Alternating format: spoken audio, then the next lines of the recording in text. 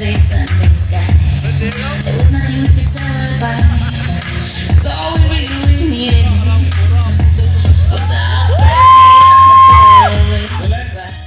नमस्कार, आप देख रहे हैं द न्यूज़ पोस्ट। इस वक्त आपके साथ मैं हूं शांभवी सिंह और आज हमारे साथ यहां पर मौजूद हैं झारखंड की पहली महिला बॉडी बिल्डर। हाल फिलहाल में ही इनका सिलेक्शन एशिया और वर्ल्ड लेवल के बॉडी बिल्डर चैंपियनशिप में हुआ और सबसे खास बात यह है कि पूरे झारखंड और बिहार से एकमात्र ये ऐसी बॉडी बिल्डर है जिनका सिलेक्शन हुआ है। इनका selection Indian body builder federation की ओर से किया गया है। हम सीधा इनसे बातचीत करते हैं और जानते हैं कि किस प्रकार से इनका सिलेक्शन हुआ, किस तरह से अपनी डाइट को मेंटेन करती है, कितना वर्कआउट करती हैं और इनकी पूरी दिनचर्या क्या है। माधवी, आपका सबसे पहले बहुत बहुत स्वागत है हमारे channel. Thank you so much. सबसे पहले आपसे जानना चाहूँगी, आपको कॉन्ग्रेचुलेशन भी देना चाहूँगी कि आपका सिलेक्शन एशिया लेवल और वर्ल्ड लेवल पे हुआ है और झारखंड बिहार से आप इकलौती बॉडी बिल्डर है जो जा रही हैं। जी थैंक यू सो मच। मुझे बहुत खुशी है कि झारखंड से एटलीस्ट एक तो सिलेक्शन हुआ है जिसको मैं एशिया और वर्ल्ड लेवल पे जाके अपने झारखंड धनबाद का नाम रोशन कर सकूं। जब आपका सिलेक्शन हुआ तब आपको कैसा महसूस हुआ, क्योंकि ऑल ओवर वर्ल्ड और एशिया लेवल के लोग आने वाले हैं और वहाँ पे आप धनबाद का नाम रोशन करने जा रही हैं?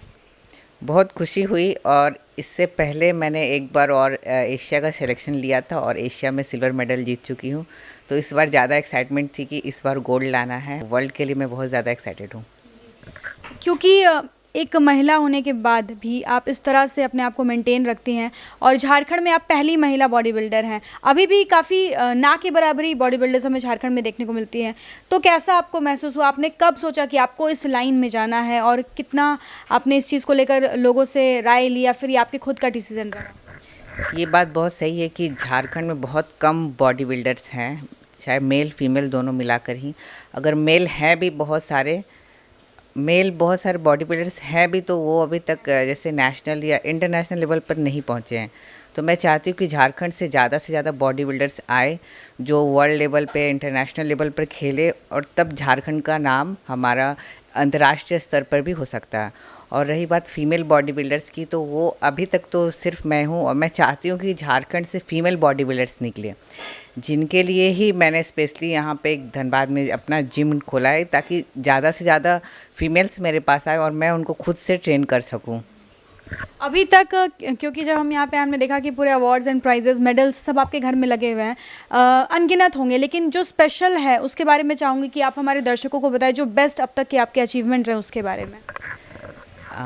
मेरे बेस्ट अवार्ड्स और अचीवमेंट्स जो हैं, मैंने 2019 में एशिया बॉडी बिल्डिंग चैम्पियनशिप में पार्टिसिपेट किया था, उसमें मैं सिल्वर मेडलिस्ट हूँ। और 2018 में मैंने ओवरऑल मिस इंडिया का टाइटल जीता था। फिर सेम 2019 में ही मैंने मिस इंडिया रनर अप का ओवरऑल चैम्पियनशिप का टाइटल लिया था, सिल्वर मेडलिस्ट। और अगेन 2021 लखनऊ में मैंने मिस इंडिया में सिल्वर मेडल लिया था। और फिर मैं 5 time strongest women of Jharkhand रह चुकी हूँ और 1 time strongest women of India Pune में।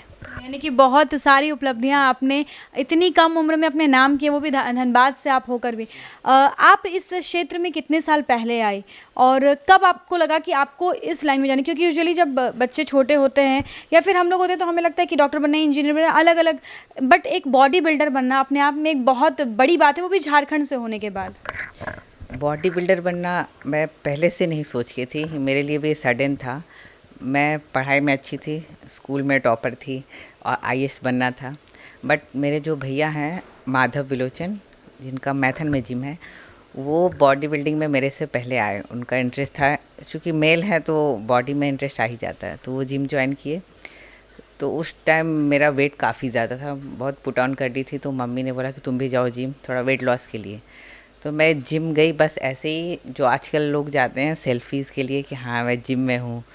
तो वो लोग बॉडी बिल्डिंग की ट्रेनिंग करते थे, मैं बस टाइम पास करती थी। तो उन लोगों का एक कंपटीशन आने वाला था और जिसके लिए हम लोग का पोजिंग प्रैक्टिस होता है जो स्टेज में हम करते हैं। तो मेरे भैया माधव विलोचन और जो मेरे फ्रेंड हैं अमरजीत, वो साथ में करते थे। तो उनका वीडियो बनाने का काम मेरा था, वो प्रैक्टिस करें उनका वीडियो बनाना। तो वो लोग किए, जब तक उनका फर्स्ट गेम आया तब तक मेरा भी इंटरेस्ट आ गया कि ये करते हैं, बहुत फैसिनेटिंग लगा कि नहीं बहुत अच्छा है। तब मेरा भी थोड़ा इंटरेस्ट आया, तो मैं बॉडी बिल्डिंग से पहले पावर लिफ्टिंग स्टार्ट की।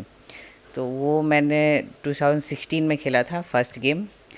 उसके बाद से मेरा ये जर्नी जो था फिटनेस में स्टार्ट हुआ।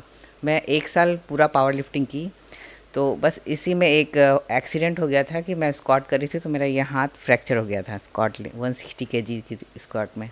उसके बाद मुझे रेस्ट था कि 6 महीना रेस्ट करना है। उस टाइम मैं स्विच की बॉडी बिल्डिंग में, क्या अभी बैठे बैठे क्या करना, तो मैं लोअर का लेग वर्कआउट बॉडी बिल्डिंग के लिए स्टार्ट की।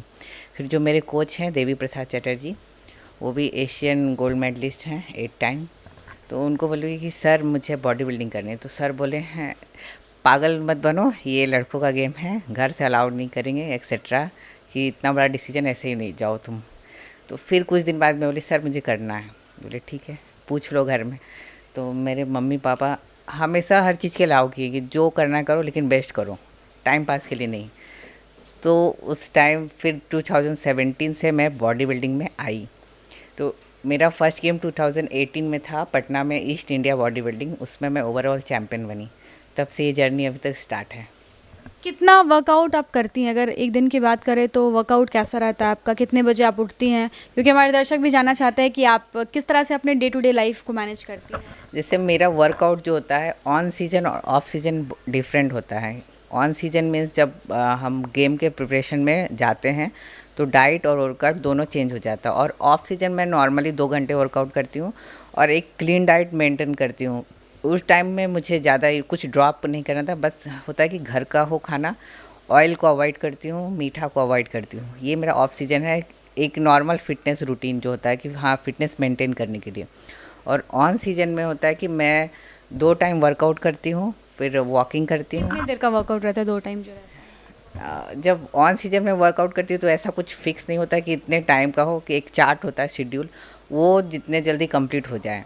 तो कभी इसमें 2 घंटे कभी 4 घंटे भी लग जाते हैं, क्योंकि बॉडी टायर्ड भी रहती है। तो ये सुबह और शाम का मेरा शेड्यूल होता है कि सुबह मैं 6 बजे स्टार्ट करती हूँ तो ये 9 बजे 8 बजे तक चलती है। उसके बाद मुझे वॉकिंग में करना होता है एटलीस्ट 1 आवर।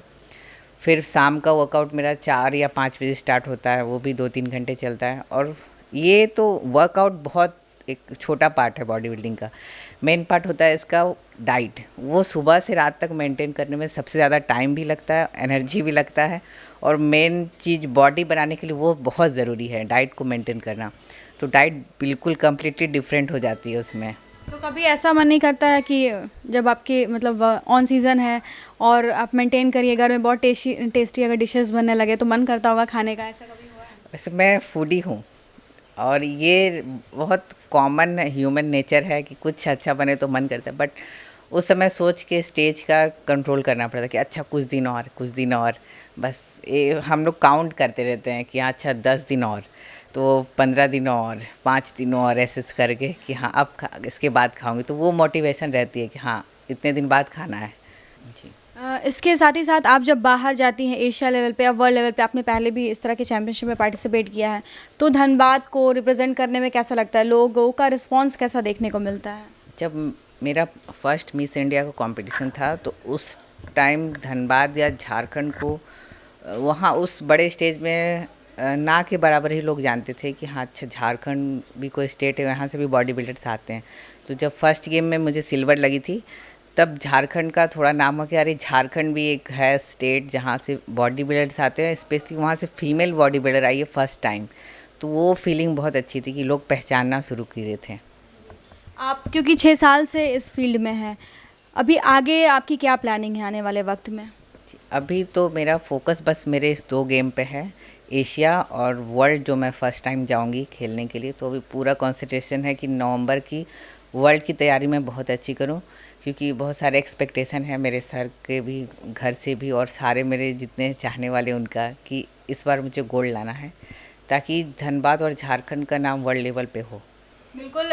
तो जैसा कि आपने सुना कि हमने जब आज बातचीत की माधवी बिलोचन से, तो इन्होंने हमसे शेयर की किस तरह से अपने डे टू डे मेंटेन करती हैं, डाइट कैसे मेंटेन करती हैं, कितना वर्कआउट करती हैं, आने वाले वक्त में किस तरह से कौन कौन से चैम्पियनशिप में पार्टिसिपेट करने वाली है। वैसे तो इन्होंने अनगिनत अचीवमेंट अपने नाम किए हैं और पूरे देश में धनबाद का, झारखंड का नाम रोशन करी और आने वाले वक्त में वर्ल्ड लेवल पर भी ये हमारा नाम रोशन करेंगी।